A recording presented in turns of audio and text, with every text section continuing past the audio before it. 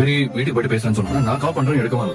நாளைக்கு காலையில பொட்டி தூக்கிட்டு வெளியில போயிட்டே நம்ம ஊர்ல போய் இருந்துட்டு வரலாம்னு இருக்கோம். ஒரு 2 நாள்ல நான் வெளியே வருவேன். அதுக்கப்புறம் நீ வேற பசுபதிய பாப்பாடி. கொஞ்சம் காவேரிட்ட போன் கொடுங்க. அவ என்ன கொடைக்கானல் கிளம்பிருப்பாங்க. அதை பத்தி சொல்லவே இல்லையா?